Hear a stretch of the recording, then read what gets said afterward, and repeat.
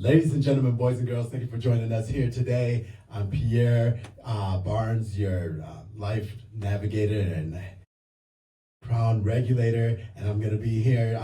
And welcome back to the Ascend podcast, where we explore the tools and that you need to elevate your game in life, leadership, and in learning. I'm your host, Pierre Barnes, and today we're tackling two concepts that are absolutely essential for achieving anything worthwhile: motivation and hard work.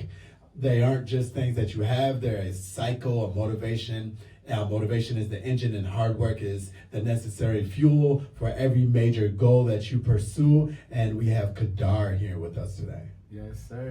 Appreciate you for having me again, man. There we go. All right. So, like I said, the title of this is the engine and the grind, motivation and hard work. And so defining the hard work, the grind, let's start with the visible component, the hard work. So this isn't about being busy. It's about acknowledging the sustained, deliberate effort required to move from where you are at to where you want to be. Yes, sir. And I have a quick question, right? So just to you, right, what is motivation and hard work and determination? What does all that look to you like? If you had to just spot out a person in the world of your choosing, who would you say embodied that? Who embodied hard work and motivation and dedication? I didn't grow up playing a lot of basketball. I mean, I played basketball here and there, but it wasn't like I played for a squad or anything. But the first person that comes to my mind, of course, is going to be LeBron James. Okay. Yeah. Okay. I see that dedication, If you're before 18 years old, you're in high school and people are looking for you to be this messiah of some sort when it comes to basketball, and you deliver, and you not only do you deliver, you stay dedicated enough to deliver consistently for over 20 years. That is the true epitome of what motivation and hard work looks like. No, that definitely is, though. And one person I'm going to say is Kobe Bryant. Kobe Bryant. Mamba mentality. Mamba mentality. That's that was everybody's go-to word before he passed, and then when he passed, it carried on. But just his mentality. And who else? John Cena. John Cena? Tell me more. I say John Cena because when he was wrestling, right, he would always say never give up. You can never give up against whatever challenges you come across. You can never give up. Right. You have to make it across. Yeah. Because who's gonna do it for you? Nobody. Especially it goes back to the metaphor about the baby. When you're a baby and you fall down, you got to get back up. You got to stay motivated. We'll all still be crawling. All right. So let's see. Hard work is the commitment to the process. So it's not just the prize. It means, showing up on the days that you don't feel inspired. Exactly. Consistently putting in the reps and dedicating focus time to the difficult, often uncomfortable tasks. Like me going to the gym in the morning. It's like one of those things like, I don't want to wake up at 4:13 every morning, sometimes it takes me until 4:30 to actually get out of the bed. I don't want to. Right. But I'm motivated to keep the body that I have, and motivated to get the body that I want, and to sustain that. And so the hard part is getting out of the bed. The easy part, is being at the gym. I'm already past the hardest part. And staying motivated to the process, I know is what's going to get me to where I want to be. Is there any circumstance in your life where you use motivation and hard work, or did you understand that it's about the process and not about the end goal? It's about the journey and not the end goal? I feel like for me, right, so it's a lot of milestones that I didn't surpass that I feel like that was very beneficial to me and for what I've done for the past couple of years for the community, right? But the one thing that keeps me going is just knowing that some people that can't share it, cherish the moments with me. Like the Right. ones that I had here that cherished moments with me while they were here, they're no longer here. So now I have to continuously keep pushing and making it an effort that they're gonna always be here with me no matter what. Right. And it always stems from that. But the one thing I will say too, though, you gotta better yourself too.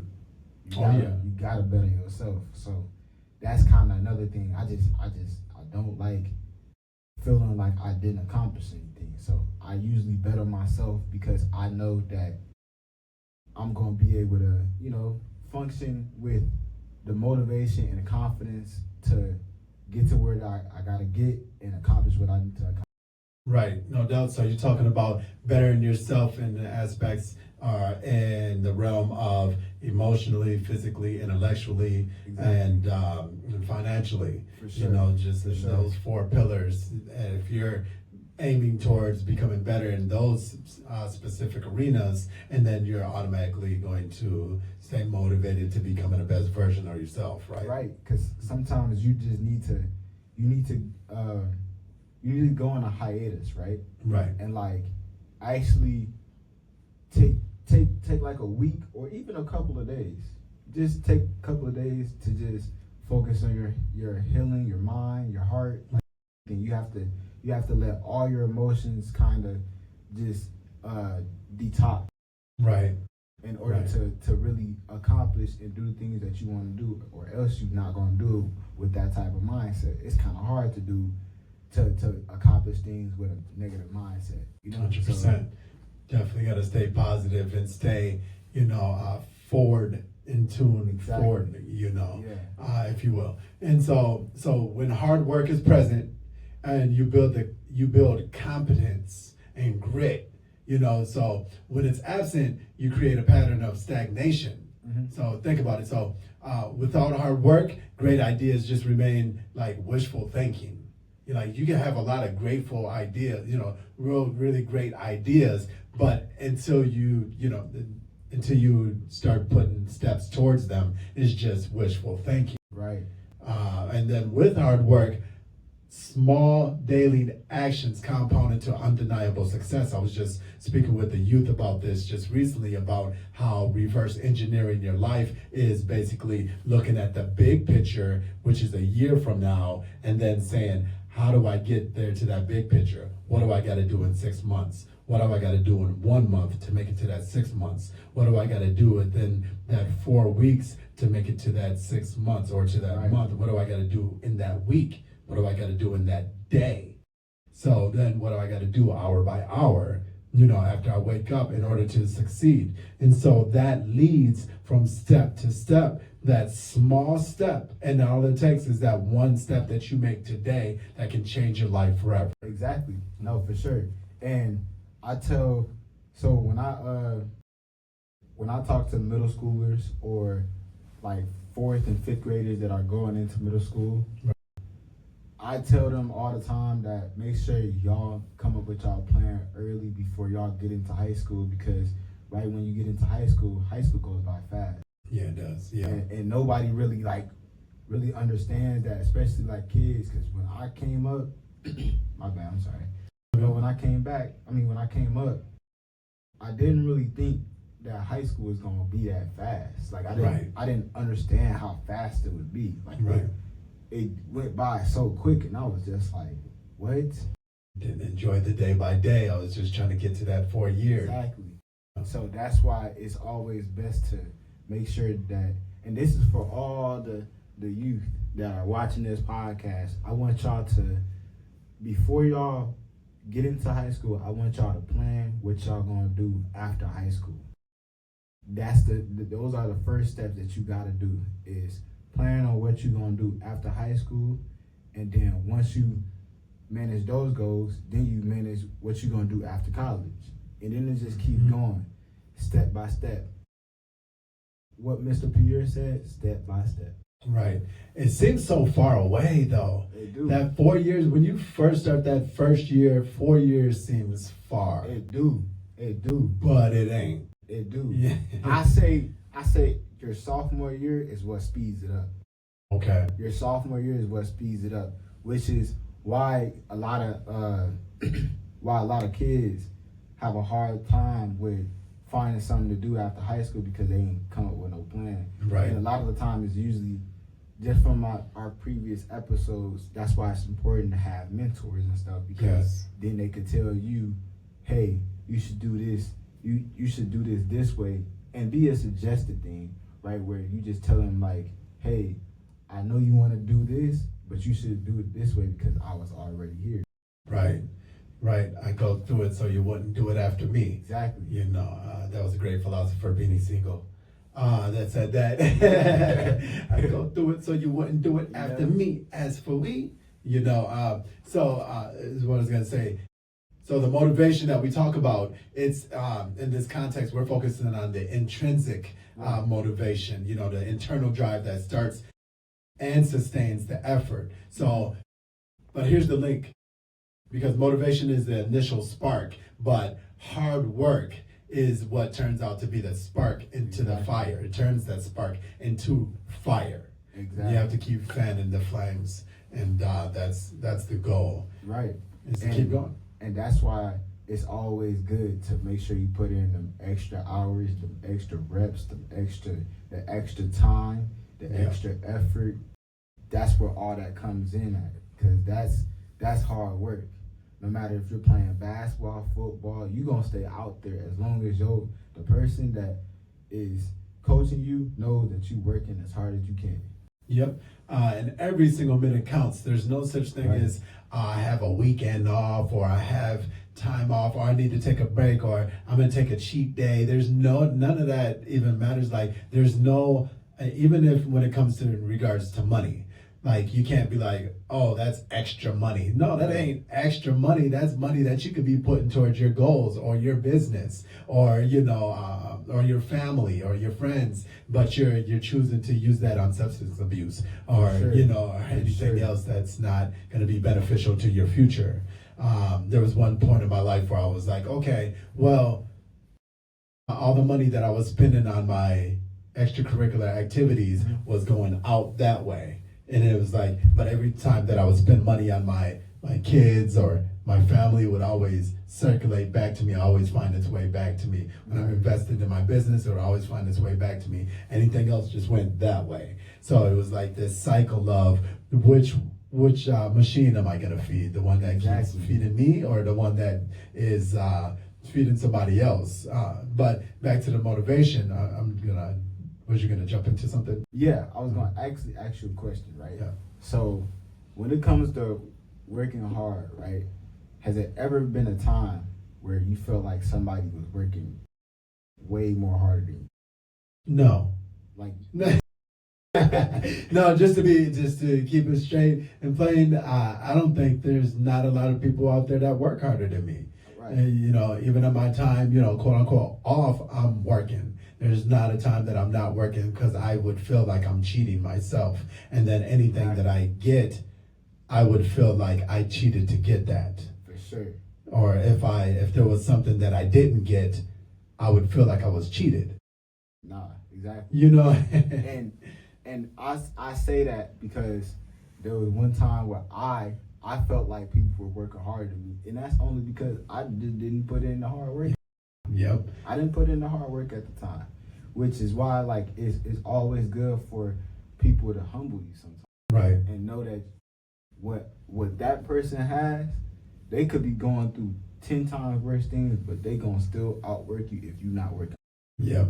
And that's the thing. It's about contrast too, because you got to be able to compare it to something. Yeah. Like the old version of me. The thing is, I was still working hard then too, but at the same time I was working hard against myself, you know. Exactly. So I didn't understand that I was working harder than I needed to. And so then in that process, I didn't simplify my life, you know. And by simplify, I didn't take away the things that were slowing me down. I was my own worst enemy, And when you don't recognize that you're your own worst enemy, and then you don't have people around you that are going to can hold you accountable or to speak on your actions, and then you're kind of putting yourself in a cycle of having yes men around you that aren't going to hold you accountable, that ain't going to hold you to your higher standard of yourself. That's where I was at with it. But you said yes, you felt like there was some time where you wasn't working hard enough. Yeah. And you were being outworked, and you're just like, hold on. What did that feel like for you? What it felt like was, it stung, right? But then it woke up just a different person. Right. Yeah. And anybody could ask my dad this if they see him out in public, right? They could ask him, what makes Kadar go so hard? And the one thing that makes me go hard is if somebody says something to get under my skin. Yeah. That's the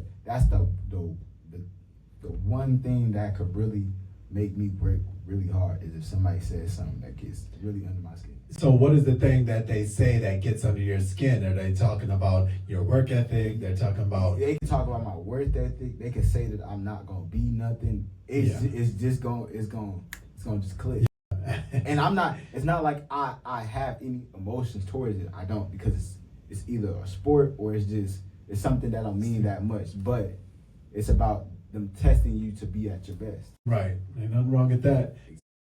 Because when you're motivated, you're inspired. Exactly. And most of the time you're inspired to start a difficult project. And sometimes you just need that little bit of fuel or spark from the outside to be like, all right, that's what I'm going to use to, just like Mike Jordan, For sure. it's you're talking stuff right now. Exactly. This is what I needed to, exactly. The next thing you know, his tongue is out. And you're just like, hey, yo, this guy. Sometimes in order to start the fire, you need to add more water on top of that fire.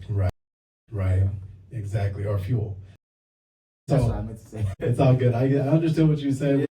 Yeah. So when you execute hard work and see the small tangible results, you generate that evidence, and that evidence is the fuel for more motivation. Exactly. And so hard work creates success, and success is the ultimate self-generating motivation.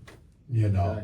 And so if you wait for that perfect burst of energy before you start, you'll be waiting forever. You have to use your initial motivation to start the hard work, and the momentum from the work done will carry you through. That's why it's really you should really celebrate the small wins, every small win. Let's see. So discipline is the bridge between motivation and successful execution. Mm-hmm. So think about a task where you often procrastinate on. If you commit to just 15 minutes of hard work, focused work on it today, how might that small win impact your motivation to tackle the remaining time tomorrow? Kind of a long question. That's a good question. Yeah. And it's long. Yeah. That's a good question. Wait, can you re-ask that? Of course. Good. So think about a task that you often procrastinate on. Okay. Yeah. Homework. Yeah, okay. Homework. So if you committed to just 15 minutes of hard, focused work on it today, how might that small win impact your motivation to tackle the remaining time tomorrow? So if the task is the hard work that you usually procrastinate on doing the homework, and then, let's see, if you focus 15 minutes a day on it instead of just trying to get it all done at once, and then how that small win of 15 minutes is going to push you or motivate you to do 15 minutes tomorrow, or to just do 15 more minutes as you're already doing it. Right. So okay, so how I would answer that question is, I say just being very locked in, listening to music, and get the job done. Right. It's 15 minutes of just listening to straight music and just straight eye contact, no distractions. I got my phone off. I'm just locked in. So I'll say that'll probably be like my plan, how I would, handle Okay. that right there. All right. Just lock in. That's a magic thing right there. We were just talking about that earlier with Johnny. I was Yeah. like, we have to get these the youth to lock in. No, And for we got to sure. start using their terminology when it comes to locking in. I'm trying to think about what our terminology was to lock in. It was just like, no, I can't think about what is that? A synonym for lock in while I'm thinking about lock in. But let me go ahead. Can you think about anything right there? So before locked in, I feel like became a word. What I grew up on was just staying in the game. Staying in the game. Yeah. The game. And like just like you were talking about steps earlier, it's kind of like see how I kind of received life. I received life like we got a first quarter, a second quarter, a third quarter, and then the fourth is the end. Right. Right. So right now, I say I'm 12 minutes in. No, I'm 6 minutes in the first quarter because I'm still young. Okay. Right. 23. Oh man, you got a lot of life. I got Yeah. a lot of life. So that's why it's like for me to just stay in the game and make sure that I accomplish each challenge. Like I'm stepping over each challenge. That's like fourth quarter right there. Like there's a 4 quarters right there. Right. You trying to overcome every quarter.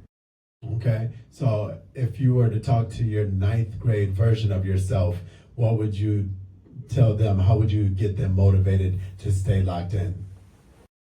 All right, so when I was in 9th grade, like as a freshman, the one thing that used to just get under my skin is just, I used to be bothered by people's compliments. I mean, not compliments, but like comments. Okay. Like, towards me. Sometimes Criticism. I'll let stuff like that just bother me, like whether they're trying to be funny, but it still bothered me for some reason. Right. So I say just not let people get under your skin and just ignoring people and Right. value life. Right. Value life. Yeah. Yep. And Value especially life. value in life, and not taking every criticism personally. Exactly. You know, that's one of the 4 agreements. Don't take it personally. For sure. Yeah. Because it's just the same thing when people give their suggestions or their opinion or their view on something, and you know how it's usually it rubs you the wrong way because they don't mean to say it in a bad way, they just say it in a bad way. Right. But that's just one of the things that you just can't take personally, but you're gonna end up taking personally. Yeah. Just gotta learn how to take a deep breath in that moment. Exactly. You For know. Let's see. So, let's see. I have a question though. Okay. Right. So when you were in elementary, middle school, and high school, which stage in your life as a kid where you do you feel like you worked the most hardest? Where I feel like I worked the hardest, I would say. Let's take it all the way back because that's for me it's a while ago.